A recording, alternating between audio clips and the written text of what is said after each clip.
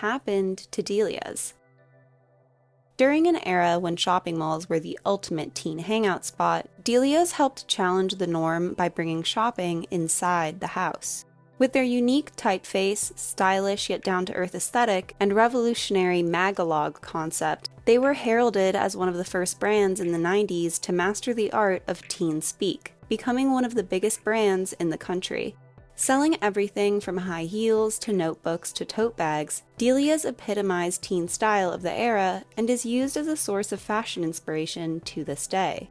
In today's video, we'll be taking it back to a time before online shopping and doing a deep dive into the quirky brand that defined 90s teen fashion. We'll be talking about delia's early beginnings, its rise in popularity, its fall from grace, and its future. Let's get into it.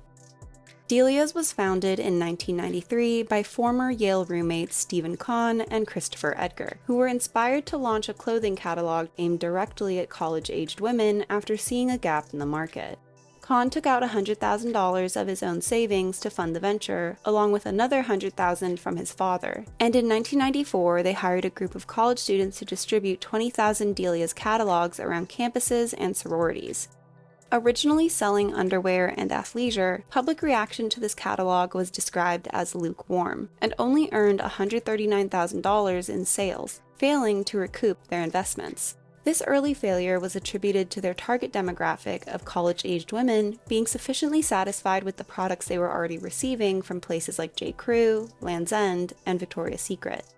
For those of you confused by the concept of a mail-order catalog, allow me to explain. Back in the early 90s, online shopping wasn't really a thing, for obvious reasons, meaning that if you were on the hunt for a new pair of shoes or a prom dress, you really only had two options. The first, the mall. The second, mail order. While the first option worked fine if you lived in a major city, what if you didn't? That's when it was time to grab your favorite catalog and get to work. Luckily, shopping is a lot easier today than it was 30 years ago, whether you're looking for something brand new or secondhand. Which brings me to today's sponsor, ThredUp. If you've been watching this channel for a while now, then you know that I'm a huge proponent of secondhand shopping, which is why I'm so excited to be partnering with ThredUp on today's video. ThredUp is an online consignment store that carries thousands of brands, including Delia's. But even though they have such a huge selection, ThredUp makes it easy to find what you're looking for. I usually start by picking out a pattern and a color, like black paisley skirt, and voila! Shopping on ThredUp is always great because no matter what mood I'm in, whether it's boho, retro, or punk, there's always something for me. This hot pink Frenchie cardigan was only $10.99, and it made me feel like a Barbie.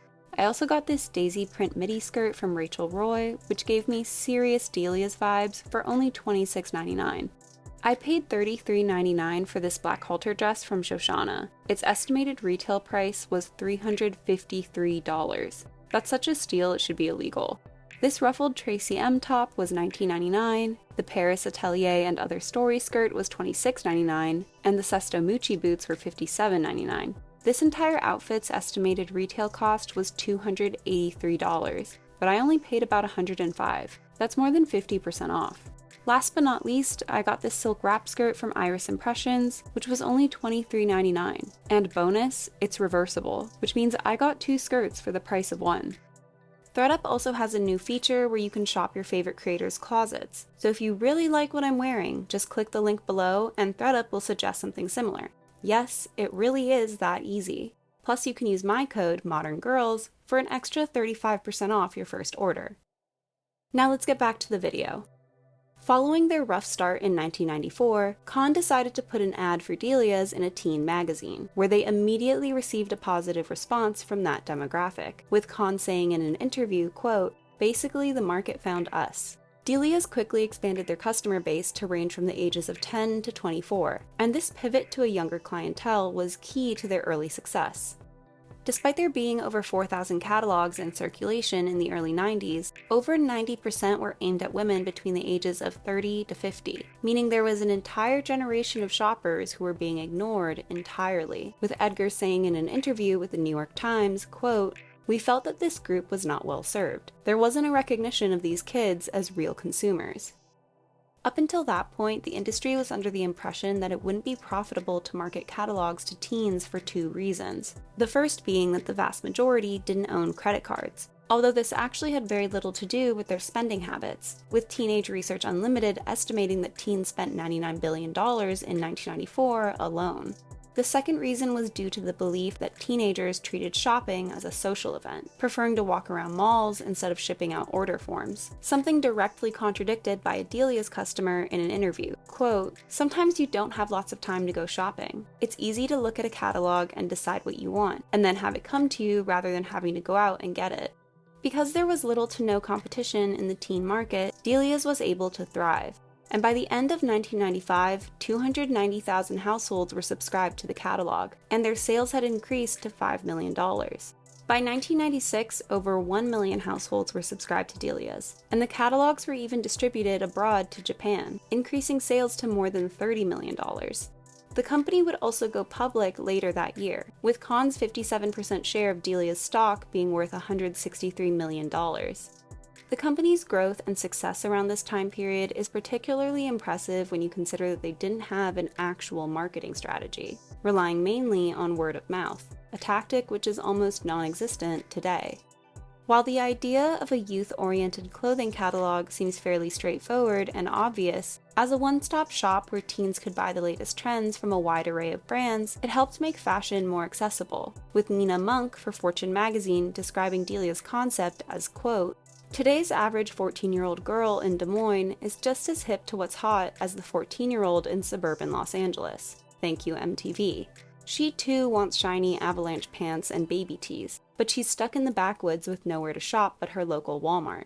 Delia's body glitter, like Dorothy's red shoes, transports her from the farm to Melrose Avenue." This sentiment was reiterated by one of Delia's models, Stacy Janelle Fishman. Quote, "I think one of the coolest things that came out of Delia's is that it changed the way you were allowed to buy clothes. You were buying catalog clothes, but you couldn't find these cool underground clothes anywhere else, unless you were living in California and had Melrose, or in New York and had St. Mark's at your fingertips." By treating their clientele as customers, not children, Delia's was able to appeal to the growing independence of 90s teenagers, with Jim Traska, Delia's photo producer, saying, quote, "It was the very start of the girl power movement, especially for that younger generation. At that time, there was no one else speaking to that group of kids, especially a clothing brand being sent directly to their home in catalog form where they could kind of express themselves and see themselves, and not just what they'd be seeing at the mall. Delia's put a spin on things that was a little more individualized and counterculture. That's why it was so successful back then, because there was nothing else like it at the time." The brand also had the benefit of being parent-approved, as it was trendy but still age-appropriate, with most of the clothing featuring high necklines and long hems. Many attribute Delia's success to its ability to speak to, not at, teens, something epitomized by their decision to combine conventional aspects of a clothing catalog with the interactive elements of a magazine like beauty tips, stickers, Mad Libs, and bonus offers, resulting in the creation of Delia's signature magalog. This direction made sense for the time period, as aside from TV, magazines were where most teenagers were getting information, with Michael Wood, then director of Teenage Research Unlimited, saying, quote, "They bond with magazines. They depend on them for fashion advice, beauty tips, and how to get along with friends and family. And they don't necessarily differentiate between editorial and advertising." As two post-college aged males, Stephen Kahn and Christopher Edgar were a little out of their league when it came to designing a catalog that would appeal to teen girls, which is where Charlene Benson came in. Having worked as the art director for Mademoiselle magazine, Benson was able to take Delia's in a youth-focused, yet fashion-forward direction, and as a result the catalogs were approachable while still being aspirational.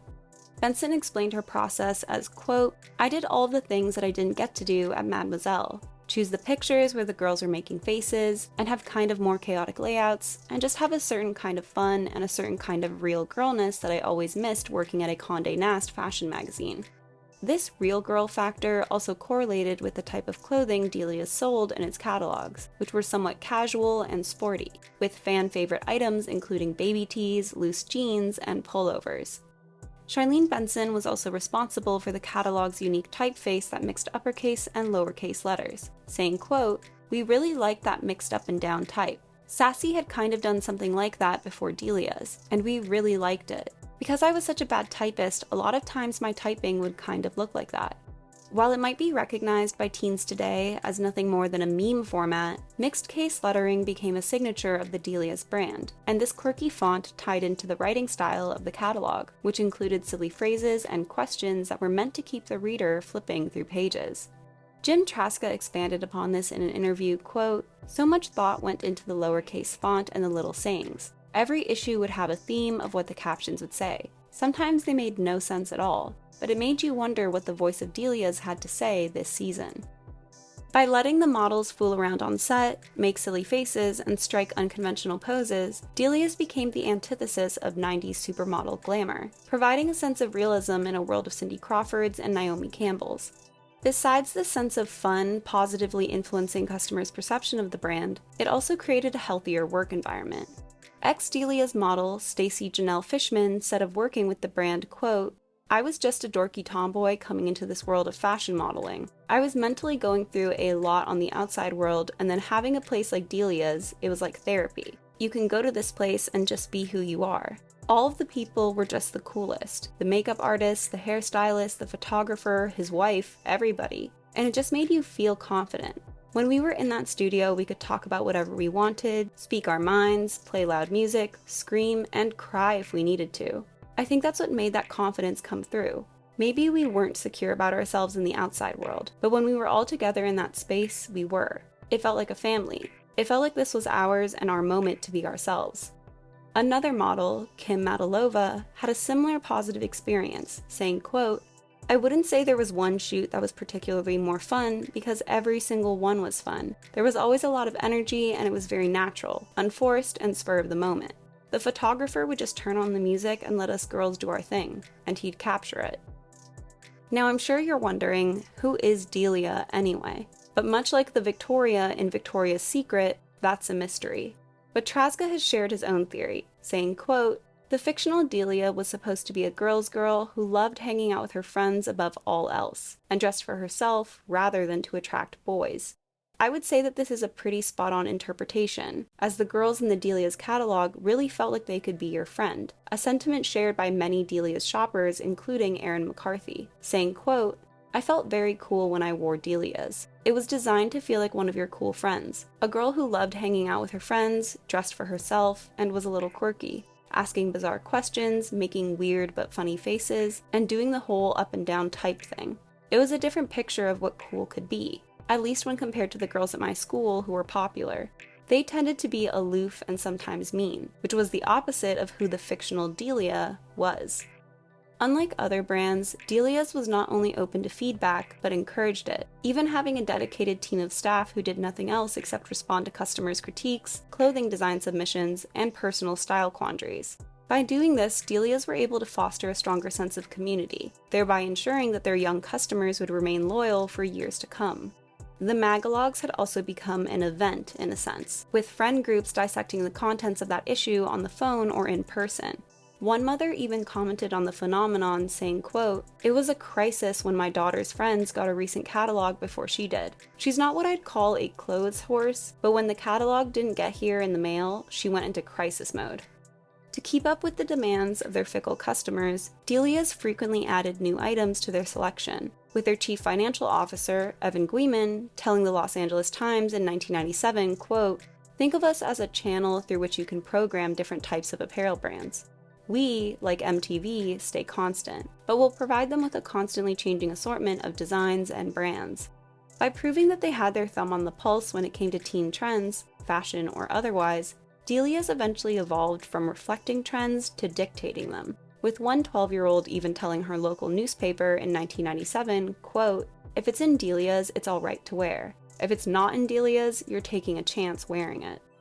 In the wake of Delia's popularity, other teen-focused catalogs started springing up in the late 90s, including Girlfriends LA, which had more of an edgy, alternative Californian look, Air Shop, which had a Y2K techno-futurism thing going on, Moxie Girl, not to be confused with the doll line, which was more magazine than it was catalog, and their biggest competitor, aalyiah, which became known as the Skater Kid brand. Despite this sudden increase in teen catalogs, the minds behind Delia's weren't very concerned, with Stephen Kahn saying in an interview, quote, there will be a shakeout on the imitator side. Most of these guys will lose a lot of money for a long time. Although Delia's catalog concept was how they'd first made their mark, in 1997 they began to diversify, opening their first brick-and-mortar store at a mall in Pennsylvania, then 2 others in New York, before eventually opening up stores all across the United States.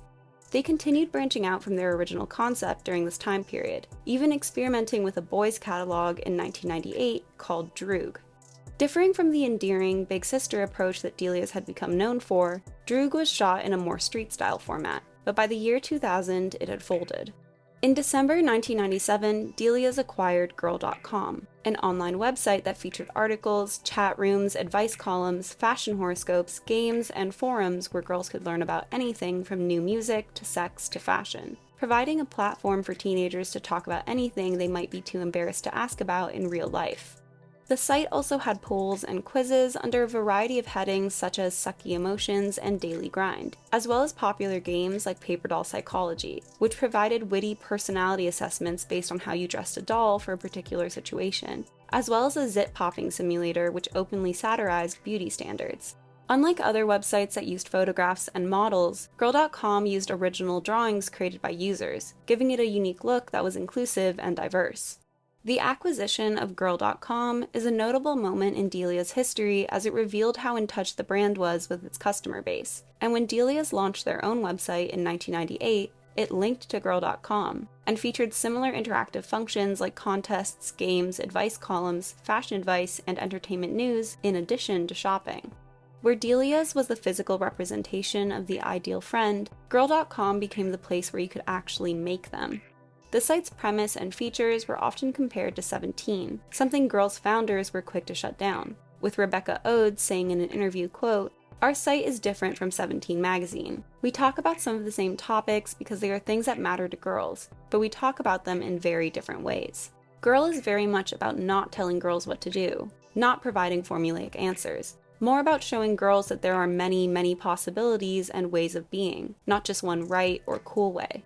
Following the dot-com bubble burst in 2000, Delia's began selling or shutting down its internet properties, eventually selling off Girl.com to 17's parent company in May 2001. Oh, the irony.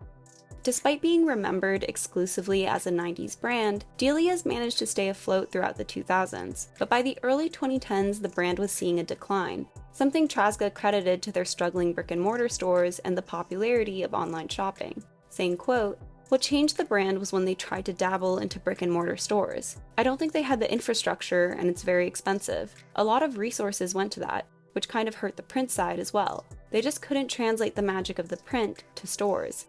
Another problem that Delia's had was that with the popularity of the internet and the increased number of teen brands in general, they were no longer the end-all be-all when it came to teen fashion. The 2008 recession also affected Delia's success as they were unable to compete with fast fashion brands like Forever 21, who were significantly cheaper. Meanwhile, brands like American Apparel, which were similarly mid-range, at least understood the teen demographic at the time, marketing their products in a hip and trendy way that made people covet them. All in all, Delia's just seemed to have lost its touch, and while they'd been able to connect with teens of the 90s, teens of the 2010s were a whole different ballgame, something which was reflected in Delia's earnings. In 2013, PacSun's annual revenue was $798 million, American Apparel's was $634 million, and Abercrombie's was $4.1 billion. Delia's, $137 million. In January 2013, HRSH Acquisitions purchased Delia's brand and intellectual property, but at the end of 2014 they filed for bankruptcy, liquidating what remained of Delia's merchandise and closing their brick-and-mortar stores, of which there were under 100 left. Delia's was then acquired by Steve Russo for a measly $2.5 million, who eventually relaunched the brand in an online-only format in August 2015. At this point in time, there was a pretty large void in the junior market, with girls jumping from the Children's Place right to Forever 21. With no transitional store in between, Delia's had the perfect opportunity to market itself to that demographic, effectively filling a similar void as it had in the 90s, but the relaunch was instead marketed towards millennial moms, with the hopes of appealing to their sense of nostalgia. Russo said of the strategy, quote, "We're working on doing a throwback flashback catalog that will probably be done at the beginning of 2016 that brings together the old and the new. There's a nostalgia element to it. We don't want to confuse the customers, but we're working on some things that will make it so older customers can get products for themselves as well. This was a huge misstep on their part. During the mid-2010s, 90s nostalgia was in full swing, with the soft grunge aesthetic being one of the era's identifying aesthetics, so the Delia's relaunch definitely had potential. But by marketing themselves towards women who were in their 30s, they alienated an entire demographic, the one that would have actually supported them. There also wasn't anything unique about the brand's imagery or clothing at this point in time, so teens weren't really incentivized to shop there. This 2015 revival was shelved fairly quickly, and the brand lay dormant until 2018, when the online retailer, Dollskill, bought the licensing rights to Delia's name.